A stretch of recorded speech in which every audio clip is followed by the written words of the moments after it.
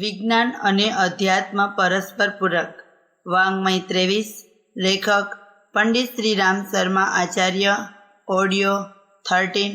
એંધાણ બતાવે છે કે હેમયુગ આવનાર છે. સૌરમંડળ વિરાટ બ્રહ્માંડનો એક વિશાળ પરિવાર છે અને ગ્રહ નક્ષત્ર એના સભ્ય.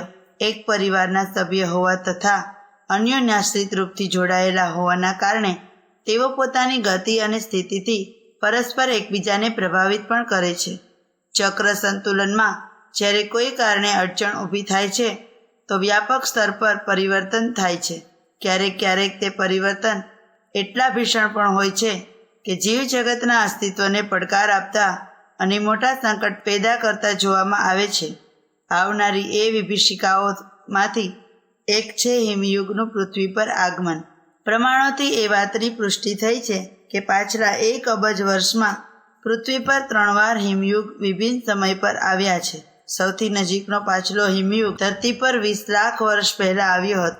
દરેક મુખ્ય હિમયુગ અનેક નાના હિમયુગોથી બનેલ હોય છે જે ગર્ભકાળો દ્વારા વિભાજિત રહે છે. વિગત 7 લાખ વર્ષોમાં 7 મોટી બરફની પ્લેટો ભૂમધ્ય રેખાઓ તરફ ખસી છે. દરેક ભૂમંડળીય ઠંડી 9000 વર્ષ સુધી એના પ્રભાવથી રહે છે તથા એના પછી 10,000 વર્ષનો મધ્યવર્તી બરફ યુગ આવે છે. વૈજ્ઞાનિકોનો અભિમત છે કે આપણે સૌએ બધામાંથી એક મધ્યવર્તી હિમયુગના સમયમાં રહીએ છીએ. પાછળની સૌથી વિશાળકાય તથા મોટી બરફની પ્લેટ 1 લાખ વર્ષ પહેલાં ધ્રુવ તરફ સરકીને ચાલી ગઈ. એવું અનુમાન છે કે પૃથ્વીનું ઋતુચક્ર લોલક ફરી આગલા 100 વર્ષમાં એક હિમયુગની સ્થિતિમાં જઈ પહોંચશે. હિમયુગ પૃથ્વી પર કેમ આવે છે એ સંબંધમાં વિભિન્ન પ્રકારના સિદ્ધાંત આપવામાં આવે છે, જેમાંથી એક છે મિલાન્કોવિચનો સિદ્ધાંત. ભૂભૌતિકવિદ સિલ્ટ્યુન મિલાન્કોવિચના મત અનુસાર સૂર્યના વિતરિત પ્રકાશને પૃથ્વી ધારણ કરે છે, જેના અનુસાર ગ્રહ સમય પર ઠંડા થતા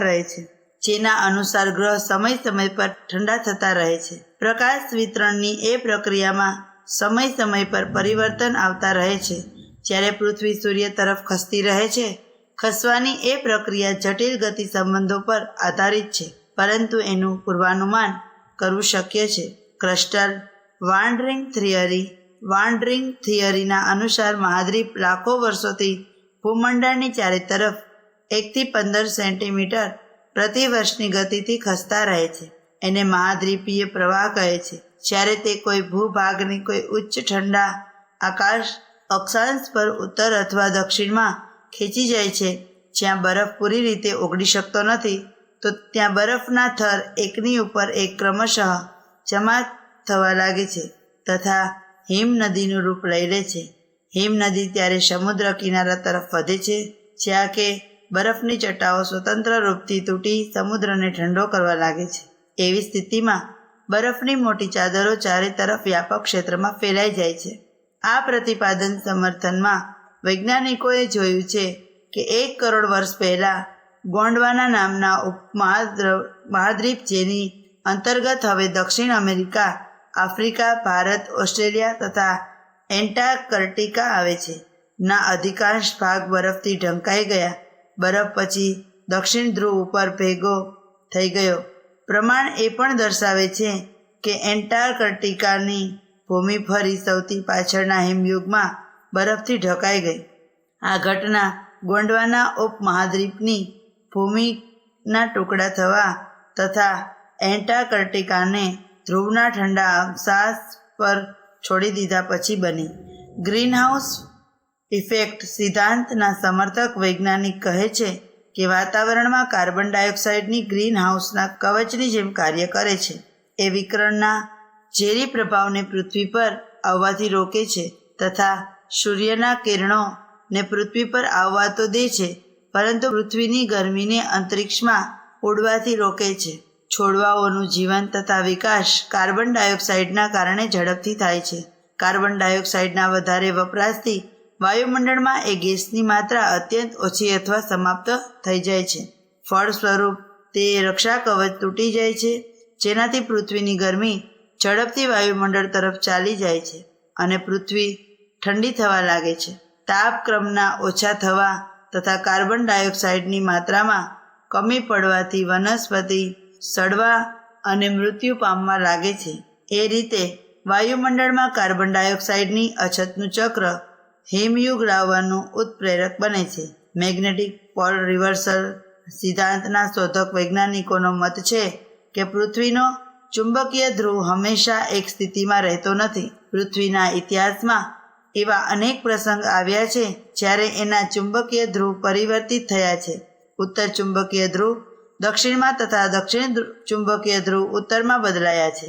અનુમાન છે કે વિગત 7,60,000 વર્ષોમાં એ રીતના પરિવર્તન 171 વખત થયા છે. એ ચોક્કસ રૂપથી તો નથી કહી શકાતું કે આ પ્રકારના પરિવર્તન કેમ થાય છે, પરંતુ એવા પરિવર્તનનું પ્રમાણ મધ્ય એટલાન્ટિક સાગર કિનારા પર ફેરાયેલા પથ્થરોના અધ્યયનથી મળ્યું છે. તે વિશેષજ્ઞોનો વિચાર છે કે પૃથ્વીનું ચુંબકીય ક્ષેત્ર કોઈને કોઈ રૂપમાં હવામાનથી જોડાયેલું છે. જ્યારે પણ પૃથ્વીના ચુંબકીય ક્ષેત્રમાં પરિવર્તન થાય છે એનો પ્રભાવ ઋતુચક્રના પરિવર્તનના રૂપમાં થાય છે, જે કોઈ એક હિમયુગને જન્મ આપવા તથા એની સમાપ્તિનું કારણ બને છે. વૈજ્ઞાનિકોનું પૂર્વાનુમાન છે કે ચોક્કસ રૂપથી નજીકના ભવિષ્યમાં ચુંબકીય ધ્રુવોનું એક પરિવર્તન ફરીથી થનાર છે, જે હિમયુગનું કારણ બનશે અને જેને સ્પષ્ટ જોઈ શકાશે. એક અન્ય સિદ્ધાંત અનુસાર એક હિમ નદીના ધરાતળ પર ઉચ્ચ દબાણ તથા પૃથ્વીના ઉચ્ચ તાપને કારણે પાણીના જામવાની સંભાવના ઓછી રહે છે. એક બરફની ચાદરની સપાટીથી 6,000 ફૂટ નીચેનું તાપમાન એના ઉપરના ભાગથી 25 ડિગ્રી ફારેનહાઇટ વધુ હોય છે. ઉચ્ચ દબાણ બરફના ગલનાંક બિંદુને 29.3 ડિગ્રી ફારેનહાઇટ સુધી ઓછું કરી શકે છે.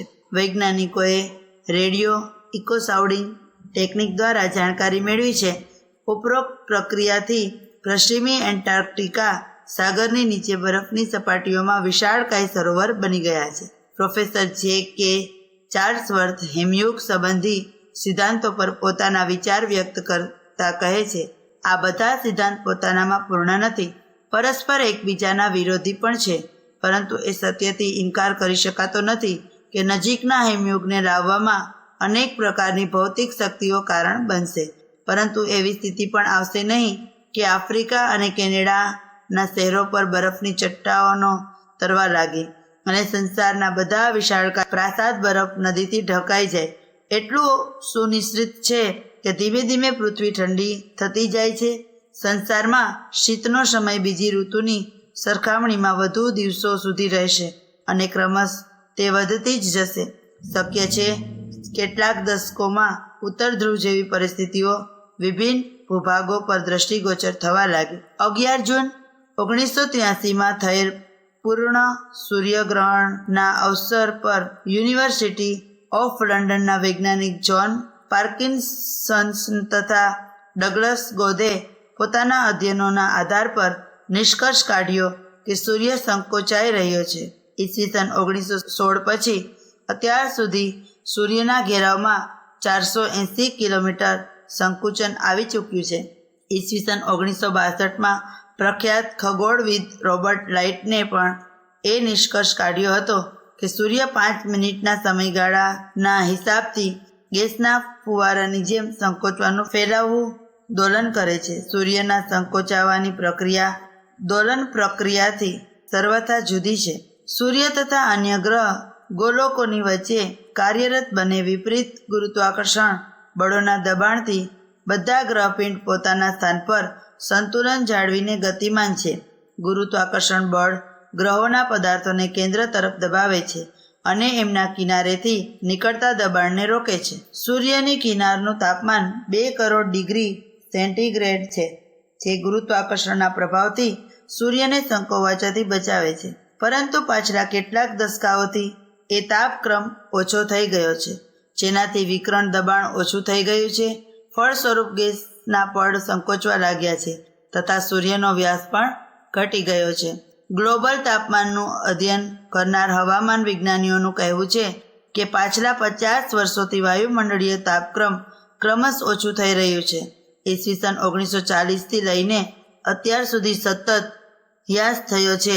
ઈસવીસન 1980માં 1940ની સરખામણીમાં 4 ડિગ્રી સેન્ટીગ્રેડ તાપમાન ઓછું રહ્યું. વિશેષજ્ઞોનો મત છે કે જો સૂર્યના સંકોચવાની ઝડપ આવી જ રહી તો એની કિનારી ક્રમશઃ ઠંડી થતી જશે. એ ક્રમથી 1 સદીની અંદર જ બીજો હિમયુગ આવી જશે. સંસારના વિભિન્ન દેશોથી જે સમાચાર મળી રહ્યા છે એનાથી પણ એ વાતની પુષ્ટિ થઈ રહી છે કે પ્રકૃતિનું ઇકોલોજીકલ ચક્ર ખરાબ રીતે અસંતુલિત થઈ ચૂક્યું છે. એક પાગલ હાથીની જેમ પ્રકૃતિ વ્યવહાર કરી રહી છે. સરેરાશ સંસારનું અડધું વર્ષ ઠંડીનું છે. આ શીત લહેર દરમિયાન દક્ષિણ અમેરિકાના કેટલાક ભાગોમાં બરફનો 5 સેન્ટીમીટર જાડો થર જામી ગયો છે. એ ક્ષેત્રમાં અબજો રૂપિયાના ફળ, શાકભાજી તથા પાકની બરબાદી થવાનું અનુમાન હતું. નળોમાં પીવાનું પાણી જામી જવાથી નગરોમાં પાણીનો પુરવઠો ઠપ થઈ ગયો. ટામેટાની અંદર સુધી બરફ જામી ગયો હતો. સેના, પોલીસ તથા સ્વયંસેવકોની મદદથી ઠંડીથી ઘેરાયેલા ક્ષેત્રોમાં રાહત પહોંચાડવામાં આવી. ડિસેમ્બર 1983માં ભારતના ઉત્તર પૂર્વ તથા ઉત્તર પશ્ચિમી ક્ષેત્રોમાં ભયાનક ઠંડી પડી.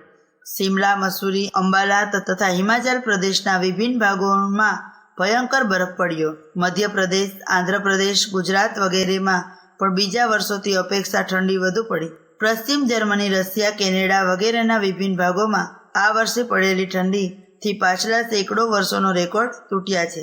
જે કારણોથી હિમયુગની પરિસ્થિતિઓ બની રહી છે એમાં મોટા ભાગની માનવજન્ય પણ છે. વાયુમંડળમાં વધતું પ્રદૂષણ, કોલાહલ, વનોનો વિનાશ વગેરે ઔદ્યોગિકરણની અદૂરદર્શી નીતિઓનું પરિણામ છે. પરસ્પર બધા ઘટકો જોડાયેલા હોવાના કારણે પ્રભાવિત સંપૂર્ણ સૌરમંડળ જ થશે. પ્રતિક્રિયા સ્વરૂપ જો અસંતુલન વધે તથા પ્રકૃતિનો આક્રોશ હિમયુગ જેવી પરિસ્થિતિઓના આગમનના રૂપમાં વરસે છે તો કોઈ આશ્ચર્ય કરવું ન જોઈએ. વધુ સારું થાય જો મનુષ્ય પોતાની અદૂરદર્શી નીતિઓને બદલે. શક્ય છે જે વિભીષિકાના આવવાનો સંકેત વિશેષજ્ઞો આપી રહ્યા છે એને પૂર્ણ રીતે અટકાવવાનું શક્ય તો નથી, પરંતુ પ્રકોપને ઓછો કરવામાં મદદ જરૂર મળી શકે છે. એ દિશામાં સામૂહિક પ્રયાસ ચાલવા જોઈએ અને સૌએ સૌના હિતની ભાવિ પેઢીઓના ભવિષ્યની ચિંતા કરીને તે કારણોને દૂર કરવાની યોજના બનાવવી જોઈએ.